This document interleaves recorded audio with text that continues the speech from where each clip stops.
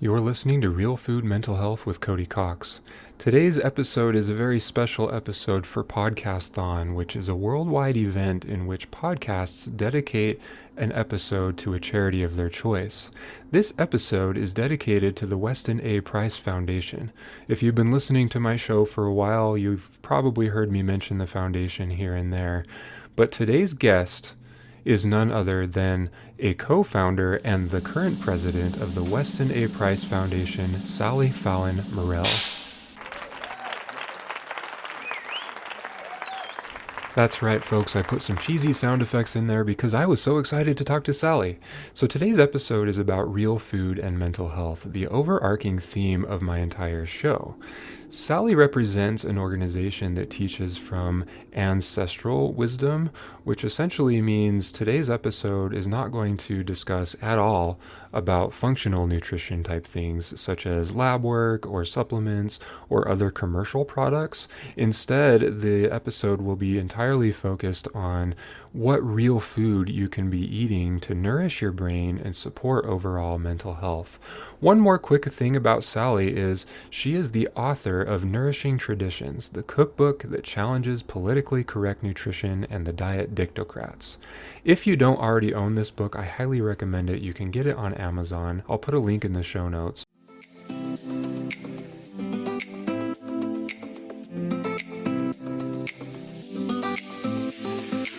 Welcome to the Real Food Mental Health Podcast, where we explore the powerful connection between mental and physical health. My name is Cody Cox, a holistic nutritional psychotherapist, and I'm here to guide you on a journey to true wellness, mind, body, and spirit. If you're tired of quick fixes and want real solutions that address the root cause, you're in the right place. Let's get started on your path to lasting wellness. Welcome back to Real Food Mental Health with Cody Cox. Today I have a very special guest, Sally Fallon Morell. Welcome, Sally. Thank you. Thanks for having me. So you're the president of the Weston A. Foundation, and correct me if I'm wrong, you're a co-founder of the foundation too, right? Right. I'm one of the first founder means first, right? Yes. Yeah. Yeah. So there were four of us. My husband, Jeffrey Morell, Tom Cowan, and Mary Enig, myself. I've been curious, how did you originally find Dr. Price's work? I found his book in something called the Yes Bookstore on Wisconsin Avenue in Washington, D.C. And that was in 1974. And what led you to starting the foundation? Well, I'd written the book, and I just felt that we needed something to keep this out in the public eye. My concern was that Weston Price had written this wonderful book, and nobody had heard of him. And the people who had heard of him, it was like a little private club, you know. And I just felt so strongly that this information needed to get out to the wider world and keep being out there. You know, a book fades, but a organization publishing a journal and doing activism and so forth, that stays in people's minds. It does, yeah. And I love all the work that the foundation is doing. So before we started the recording, I mentioned that I'm part of my local chapter, and I would be a chapter leader if there wasn't already one Yeah. where I live. But I feel like I'm involved as I can be, and I just keep hoping more and more people can be drawn to Dr. Price's work, because I think what he discovered is profound Yeah. for the nutrition field, for health, for medicine, but Well, particularly for the purposes of our recording today, we wanted to talk specifically about mental health. well, especially today, since all of the conventional nutritional advice goes squarely against what he found that traditional cultures were eating. And they not only had excellent physical health, but excellent mental health. They were cheerful and they were smart. They had excellent memories, very uh, uh, peaceful societies. Now, that's not the right word because they did go to war with each other. But within the society, things just kind of worked with not a lot of mental illness or anything like that. Now, why is that? Why were they better off? And I assume still have some cultures today that are pretty healthy physically and mentally, and Well, it's hard to find cultures that haven't been influenced by the modern world and modern foods. one quick interjection. I thought I would put this in here because I know some listeners might be wondering. We didn't actually mention the title of the book that Sally found in the 1970s, written by Weston A. Price. It's called Nutrition and Physical Degeneration. Now, thankfully, this book is old enough that it's out of copyright, and you can go to archive.org and you can find a digital copy of it for free, or of course you can still buy it too. So Nutrition and Physical Degeneration by Weston A. Price. It's very hard to find cultures that aren't eating modern foods. And some of the ones you'd think would be traditional are the worst, like South America or India. I mean, the food companies have just gone in there and almost taken over.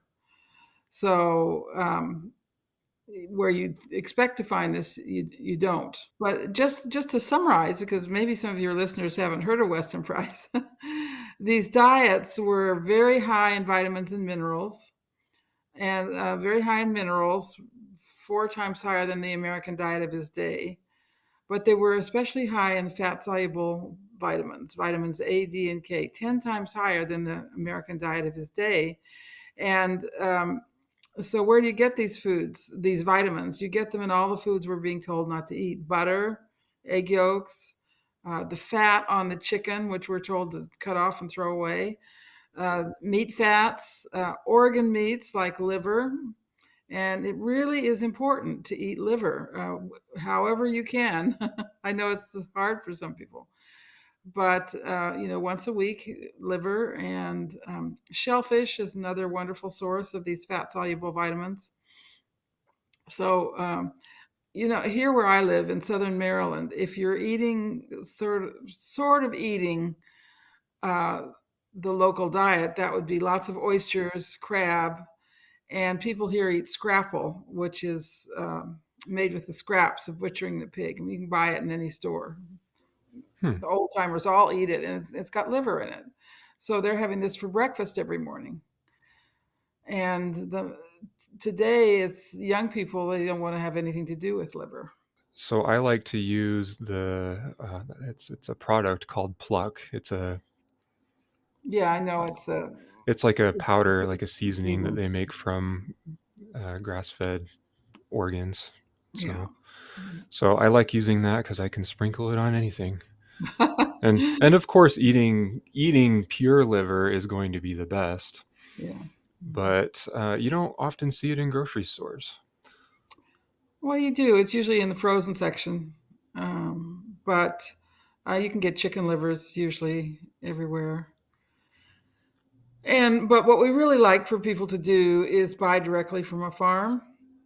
We say spend half your food budget on direct purchases from farmers who are doing pastured raw milk, eggs, and meats, and chicken, for example. And they would have, the best quality chicken livers or whatever you're looking for, beef liver, lamb liver. Hmm.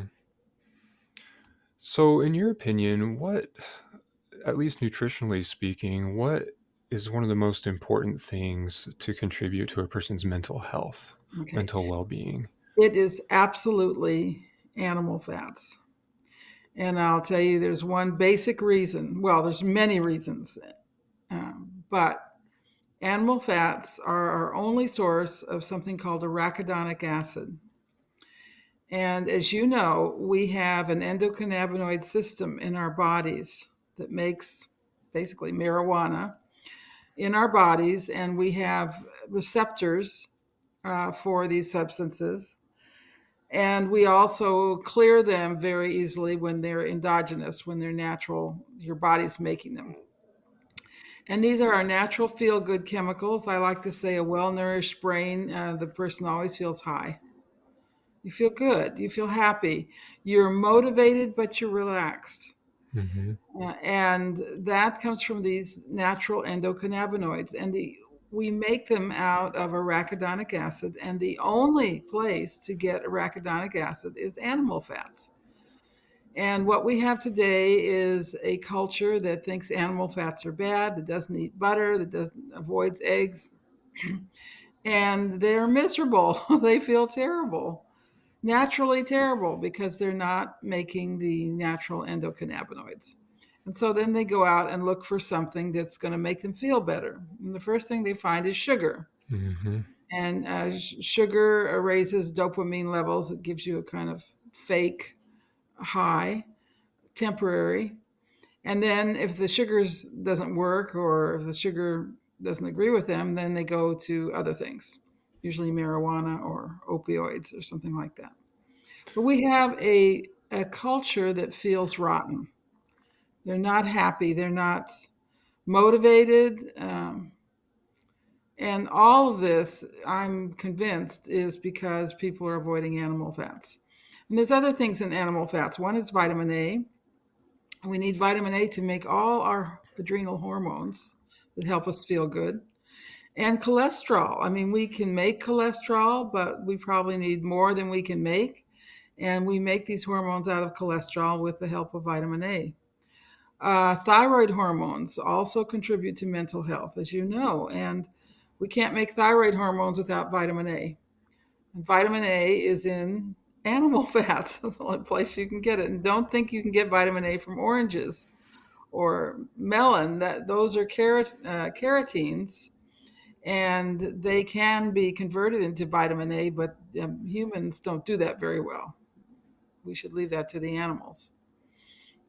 But absolutely, the number one reason we're seeing so many mental health issues is because of the lack of animal fats in the diet. I totally agree with that. I was vegetarian many years ago.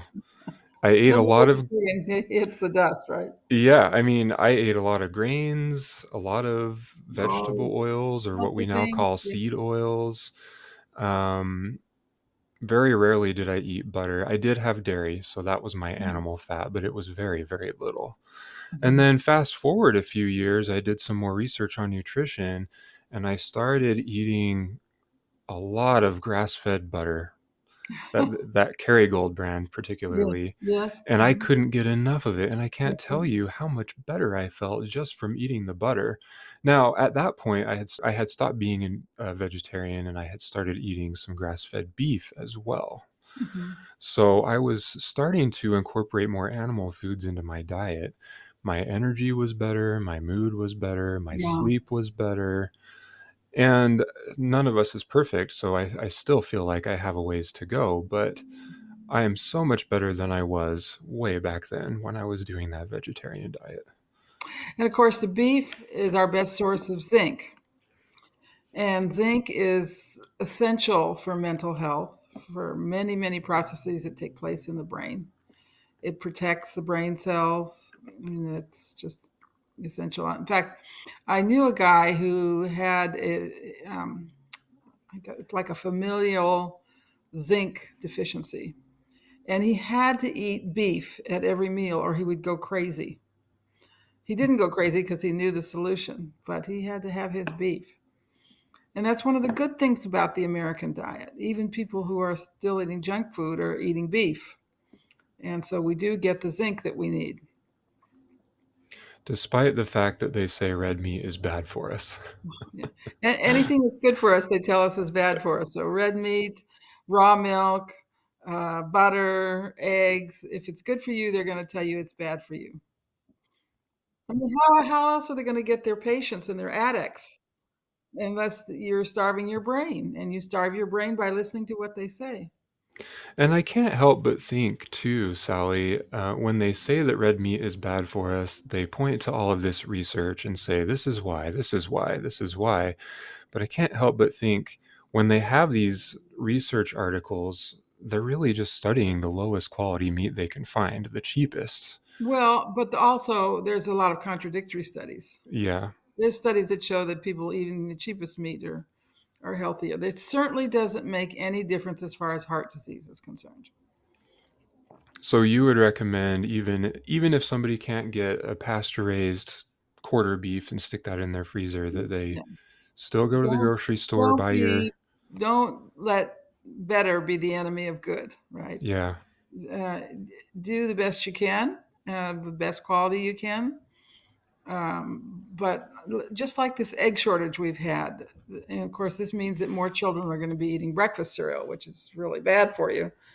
But uh, people are not going to spend the $12 a dozen for pastured eggs. Well, that's okay. You still should eat eggs. Yes, just do the best you can. Yeah, and that's what I like to tell people too. Even I bought some of the cheap eggs last week because I have chickens Yeah, and I feed them a really good diet, at least the best that I can, and sometimes I still have to buy some. yeah, And with the current prices, it's like, well, I don't want yeah, to spend yeah. $15 a dozen on the pasture raised eggs, so I'll just For a mere spend a little six bit less. dollars, you can Yeah. get two. Now, those prices will come down. I mean, it was very deliberate, and it wasn't just because of the massacre of the chickens. Apparently, one company was price fixing Mhm. and put them up the prices up, even though there wasn't a shortage. So you mentioned thyroid hormones, and I found that interesting. Well, that you brought it up because it's definitely relevant in a nutritional context. But among therapists, I think it's well known that if somebody has an underactive thyroid, that can cause depression. Yeah, But that's all we're taught. We're just taught to say, go to your doctor, have your thyroid checked. yeah. And then what does the doctor do? They say, oh, well, you need this Essentially, prescription. yeah. Yeah. Well, and the tests are not always accurate. You could actually get tests that are completely normal and still need um, thyroid support. But what I say about thyroid is first and foremost, get on cod liver oil and get some vitamin A, so your thyroid can work. And that vitamin A is also needed for the iodine to actually attach to the hormone molecule to make that work, or to cause its release. I mean, that vitamin A is just essential for this whole complex of thyroid hormone production. Now, for the sake of clarity for my listeners, what's the difference between a fish oil and a cod liver oil? Okay. Well, the fish oils are garbage. They've been heated many times, very hot. They're just made from the leftovers of the fish, like the skin and stuff. They don't have the vitamin A and vitamin D in it. And most cod liver oil is garbage too because it's been heated so hot. So we only have four brands that we recommend. These are unheated cod liver oils, and they're listed on our website and where you can get them.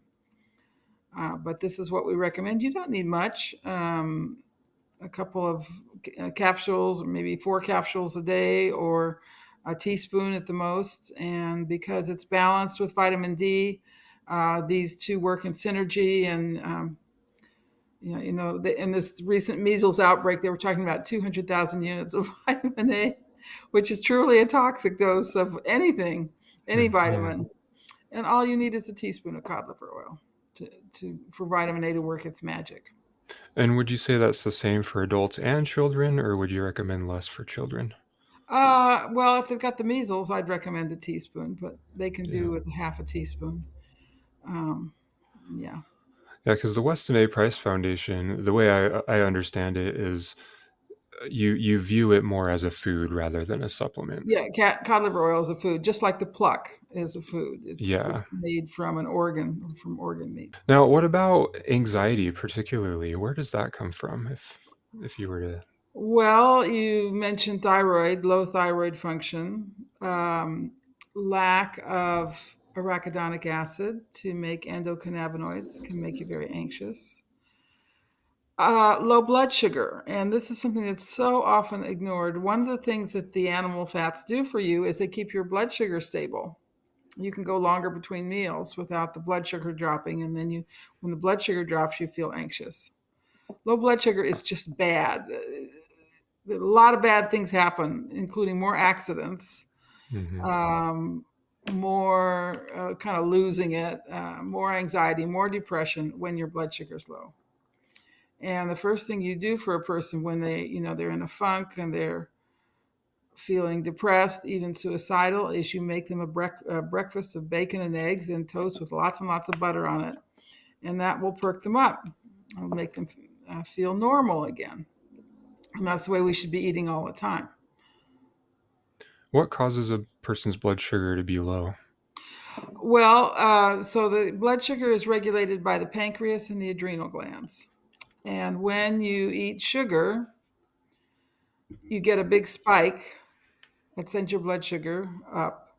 And then the adrenal hormones and the pancreas work to bring that blood sugar down.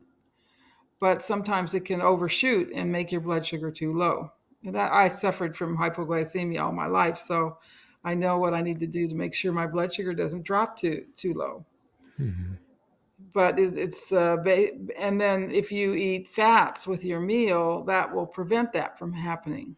It prevents that blood sugar roller coaster. Yeah, so fiber, fats, and proteins, that's what I was taught. If you're eating those with your carbohydrates, it helps kind of balance things out.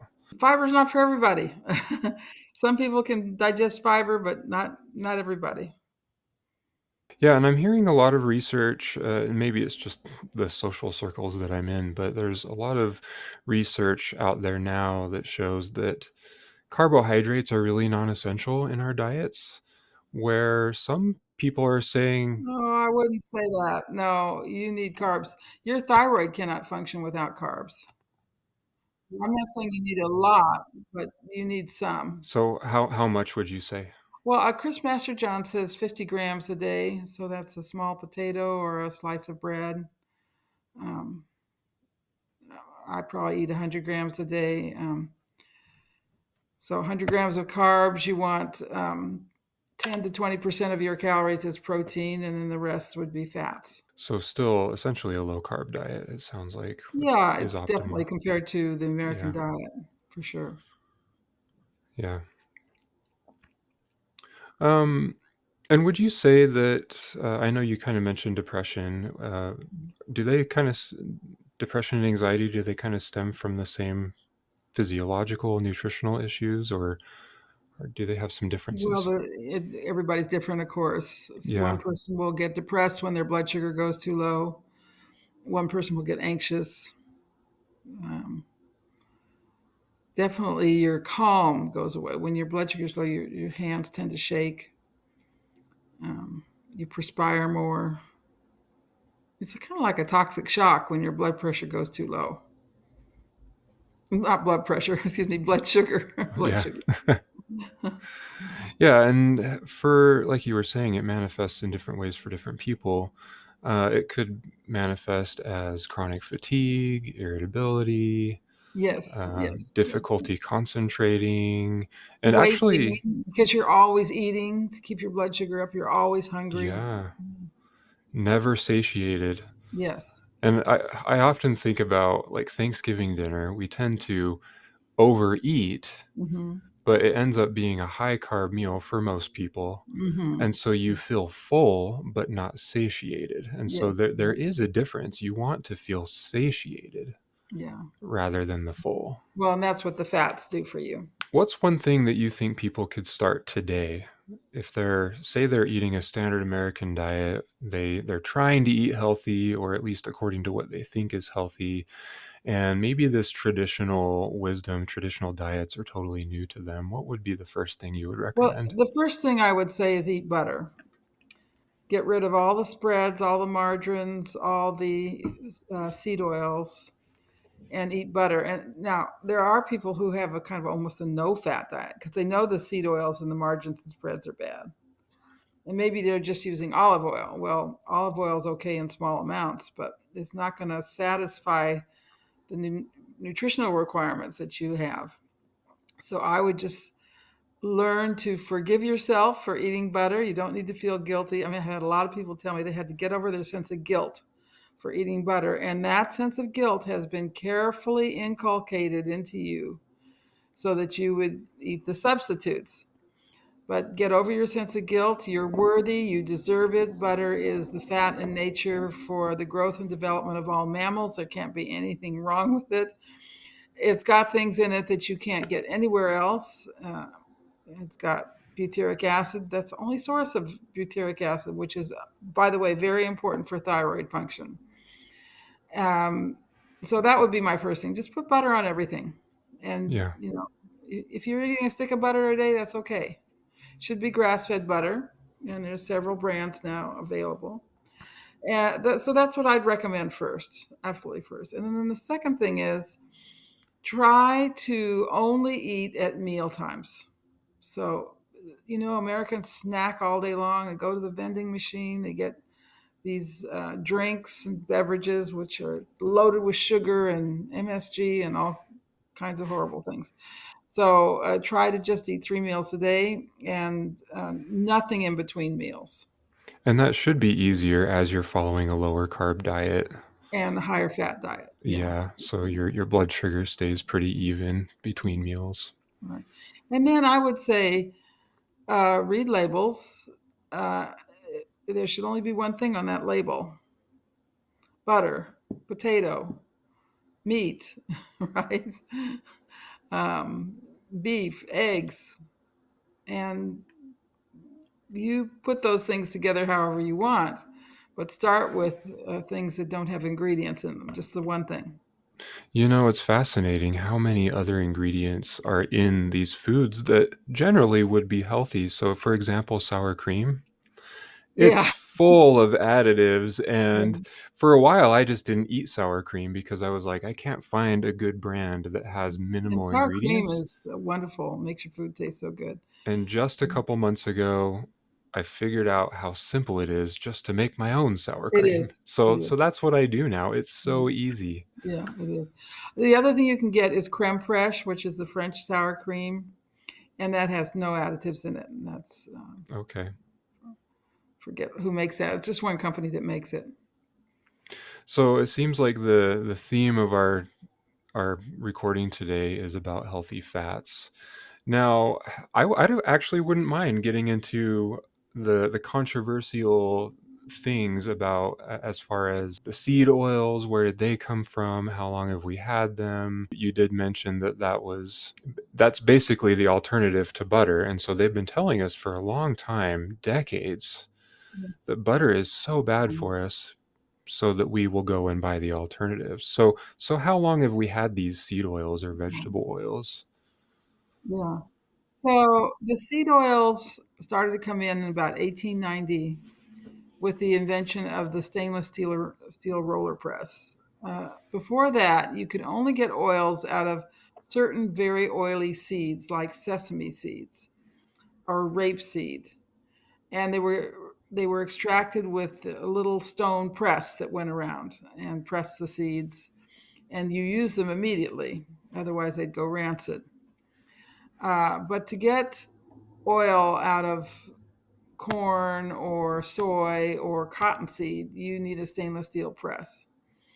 And I'll come back to that in a moment. So, the first seed that was used this way was cottonseed in the South because they had a lot of cottonseed.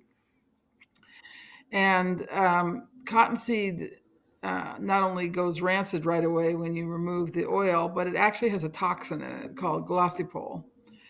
Anyway, so the first use of this oil was in the South, and it made people very sick, but they kept using it. And then they figured out how to do this process called partial hydrogenation, which turned that liquid oil into a hard fat.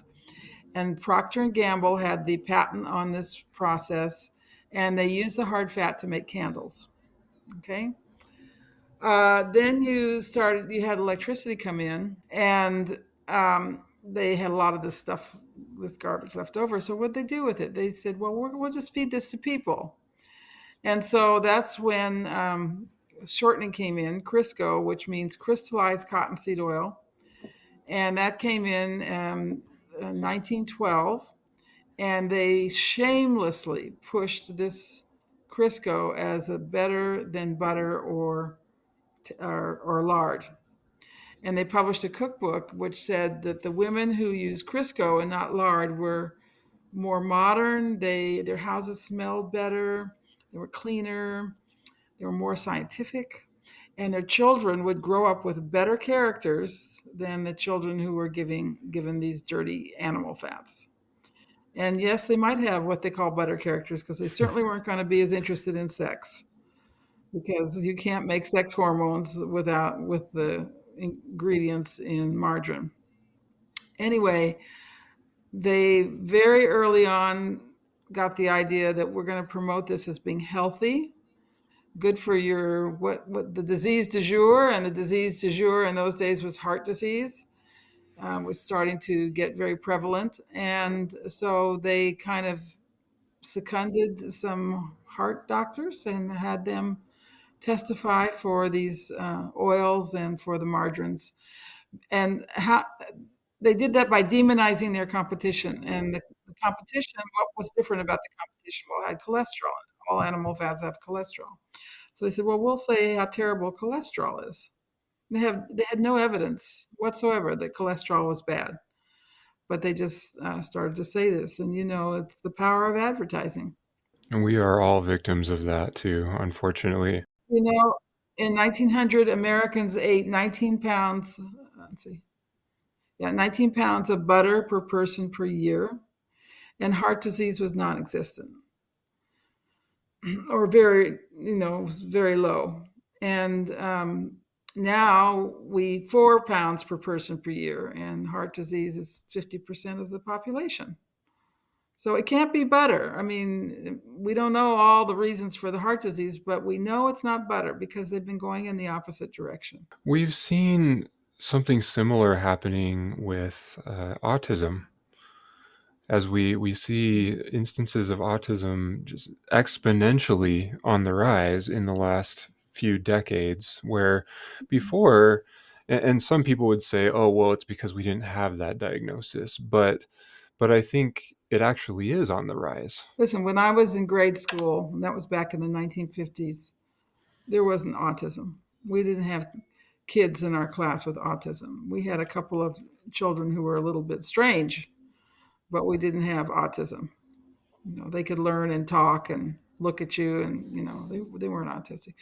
No, autism. I mean, there may be several causes, but the main one is aluminum, because the brains of autistic children are very, very high in aluminum. And where are we getting this aluminum? There's only one place we're getting this aluminum, and that's from the vaccinations. So the vaccinated child, when that child goes in for their 2-month vaccinations, gets 4 shots, it's getting 50 times more aluminum into the bloodstream than is allowed by law in intravenous feeding for a day for an adult.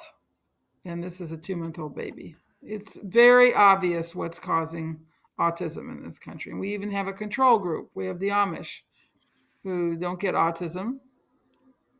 And they don't vaccinate. I mean, it's so clear. And they can say vaccines don't cause autism as much as till they're blue in the face, but it's so obvious. Yeah. Yeah, and I think it goes back to just that the business side of things, the advertising. It's just a company trying to make their money and push their product. And I've worked in several business settings, and I'm not going to lie, I've been tempted to do unethical things in the name of making more money. Mhm. Even as a healthcare provider, sometimes it's like, oh, I can say all I this. can Yeah. see why a doctor would do this over this, Mhm. or diagnose this way instead of this way, because there's a financial incentive for these Well, things. I think it's called incentivized medicine, actually. So if you're in a pediatric practice and you get a patient who says, I don't want to vaccinate my child, if you go along with that, you will lose part of your bonus or all of your bonus. And the whole practice will lose all of their bonus. So there's tremendous peer pressure. And so what do? They fire their patients. They say, well, you can't be in this practice. It just happened to my son with their little baby. They go in for the pediatrician. He said, well, we're not going to vaccinate. And they said, well, you can't come here. They're trying to push the vaccinations for homeschool kids now too. Yeah, oh, yeah. Oh, yeah. There's a Mennonite school, three schools in upstate New York, and they're going to fine them over $100,000 because they didn't make the children get vaccinated. And that's an absolute religious right to refuse vaccinations. Can you imagine if if we passed some kind of a law where it was like legally required to feed your children Kellogg's cereal? Yeah, Or yeah. I mean, it's Oh, kind of you'd the love to same pass a thing. law like that. Yeah. It's kind of the same thing where it's just a big company trying to push their product. Yeah. By the way, one thing we didn't talk about as far as mental illness is concerned is gut flora. Oh yeah, very important. If you have good, healthy gut flora, they make feel good chemicals. And if your gut flora is not healthy, they're going to, make things that make you depressed, hyperactive, whatever. And the extruded cereals, the dry cereals that people give their children, they are a disaster for the gut flora. And this is, our children eat 1 billion boxes of these cereals every year. And no wonder they can't concentrate in school. We've got, I mean, it's refined grains. It's like you said, they're extruded grains, And so they're they're sprayed with seed oils and sugar. and glyphosate. Yeah. Yes, and full of glyphosate. I mean, it's just a disaster. And if you make eggs really expensive, that means children are going to be eating more of this garbage. And if my listeners have been listening for a while, they know that 95% of the body's neurotransmitters are produced in the gut. Yeah. So if you've got gut issues, you're going to have neurotransmitter issues, Yes. which translates to mental health issues. So this is so important. Now what about glyphosate? Well, glyphosate is Roundup. It's glycine and phosphate joined. Now, we have a lot of glycine in our bodies. Glycine is involved in many enzymes, and it's also the main component of our collagen. And when you eat a lot of foods that are sprayed with glyphosate, and that's basically grains, that glyphosate takes the place of glycine, and these enzymes won't work, and your collagen starts to break down. And this is why people get all of these collagen problems, and they ache all the time. They're in pain because their collagen is not working properly. It's not holding their bodies together properly. And the worst is the grains, because it's one thing to spray a field at the beginning of the year, and that glyphosate will degrade a certain amount. But they spray the grains with glyphosate as a desiccant 2 days before harvest, Hmm.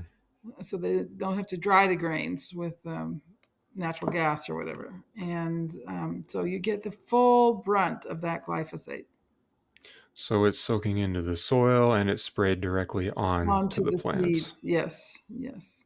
So I don't. You hate to be obsessive about anything, but when it comes to grains, whether it's your oatmeal or your bread or your rice, you want organic. And grains are easy to find in organic form. I mean, if Absolutely. anything, you can buy them online. It's interesting, though. It's hard to get organic bread. You kind of have to look. So I love making my homemade sourdough bread. Yeah, there you go. And I mean, preferably like we want this to be whole grain as much as possible rather than refined grains.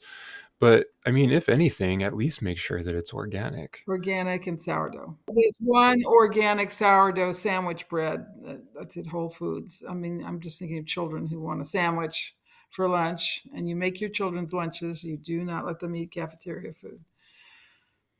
Yeah. Oh, don't get me started on cafeteria food. It's so awful. It's It, so it awful. I mean, the when I was younger, I don't feel like I'm that old, but when I was younger, they used to make the lunches in the cafeteria. But they don't do that anymore.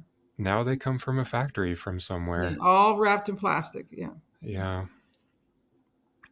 Another great food for depression, anxiety is raw milk. In fact, I have a friend who suffered greatly from anxiety, and once she started drinking raw milk, her anxiety just woof, disappeared. Thankfully, we're seeing a movement where raw milk is being legalized in most states. How many states is it legalized in We're now? up to 47 states where farmers can provide raw milk in some form or another. So almost the entire country at this point. Yeah, yeah. And I know where I am in Utah, it was legalized for retail sales a few Yeah. years ago. I still have yet to see that, but I know it's legal and I'm just Oh, I'm waiting. sure if you, so we have a website, realmilk.com, Hmm. and it'll tell you where to find the raw milk in Utah or wherever.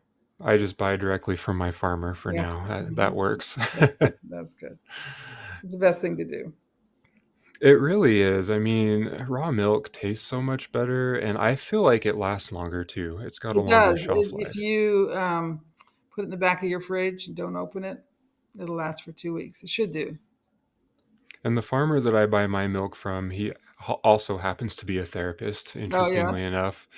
But he doesn't take the cream out at all. So I love it when I get it in a big mason jar. I take it home, put it in the fridge, and it sits there for a while, and the cream rises to the top. It's so delicious. You can do so many things with the cream, but then Mhm. also just drinking the whole milk. Well, one other thing I think we should talk about is MSG. Yeah. MSG is not labeled, but it's in all processed food, literally all processed food. MSG is insidious because it affects the hypothalamus and it lowers the function of the hypothalamus. And the hypothalamus is the master gland, which affects all the others. It's really, MSG kind of takes away your soul. And it's just in all processed food. If you see something like flavors, so they get these flavor mixes, and if it's less than 50% MSG, so it could be up to 49% MSG, and they put it in the food, they don't have to label the MSG. And I know MSG can go under many different names Oh, yes. too. All sodium, calcium caseinate, protein powders are loaded with MSG because it's formed during processing. So, yeah, this is just one more reason to strictly avoid processed foods. Hmm. I notice it doesn't, it's a very rare thing when I eat MSG, but when I do, I always get a migraine. Oh, you do? Well, I know I've Always. eaten it if I have a dry mouth the next morning. Uh, So, yeah, but some people it makes them depressed. yeah. Yeah. So, I mean, MSG, artificial food coloring, is another one that Yeah, maybe we could discuss. yeah, But just generally stay away from the processed foods because that's where all that crap is going to be, yeah. is in the ultra processed foods that don't look anything like what nature intended. Right, right. Red number 3 was banned, right? Yeah. So, I mean, we still have a ways to get to that point where it's completely out of our food Well, the system, thing but is, there's many other reasons not to eat the foods that these dyes are in. So it's just you can choose not to eat them. you can choose not to eat them. Sometimes we don't know what we're eating. So, for example, if we're at a company party Oh, yeah. or Mhm. maybe we're at a friend's house and they serve us a homemade meal, sometimes they put something in there Yeah, and yeah. it can be problematic Yeah, and by for. the way, MSG does make you gain weight. They always say that's not true, but in laboratory animals, the way they make them gain weight is to give them MSG. And there was actually a study with humans in China where they took all these different families and they all prepared their own food. They weren't eating junk food. But you can buy MSG as a flavoring mix. And so the families that used MSG in their food, they were much heavier than the ones who didn't. And that's the hypothalamus. The hypothalamus regulates, how you digest your food, where the calories go. And that's just from one ingredient. I mean, Yeah, just yeah, yeah. it wreaks so much havoc. And um, I was going to say the red number 40 tends to cause a lot of problems for people. And I think like a lot of these additives are doing things to the mind. In fact, my wife was just telling me this morning, she's like, there are certain foods or certain situations in which they tell us not to feed wild animals Yeah. because it makes them more aggressive. Yeah. And we were like, wait, that doesn't make any sense. If it makes animals more aggressive, Yep. shouldn't we not be eating it too? Right. And I just told her, I was like, I would feel confident feeding deer some organic spinach. Yeah. That would be okay. But the reason they have to say that is because typically when somebody feeds wild animals, it ends up being this ultra processed food. The Yeah. things that make humans more aggressive or Yeah. depressed or angry Right. or whatever. We are coming near the end of our episode. Sally, if there's just one thing that my listeners could take with them and remember from this episode, what would you say is the most important thing I we've go back to discussed? eat butter. Eat butter. Yeah, And eat lots of butter. Don't be afraid of it. And I guarantee you your cravings for sugar and other things you shouldn't be eating will decline. I wholeheartedly agree with that. I mean, it's so easy to find grass-fed butter now. I mean, it's not Yes. necessarily going to be raw, but you can find grass-fed butter. Like Kerrygold is a really popular Yeah, brand. we can get New Zealand butter, and Costco's carries Kirkland butter, so Yep. it's around. Yeah. And so start with that. If you can't do anything else, at least go for that high quality butter and eat lots of it. Yes, right. Put it on everything. You'll find that you actually end up eating less because it's so satisfying. Yeah. Less food. When I was eating more butter, I ate a lot of it and I was buying it like it was going out of style. But then after a couple months, Yeah, then my you body didn't want it as much. I still eat it every day, but I don't eat it as much. And so yes, a lot of people say that. Yeah.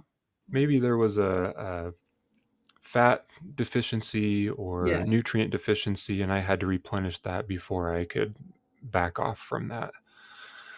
One last thing, where can people find you if they want to learn more about you and your work? So the Weston A. Price Foundation's website is westonaprice.org.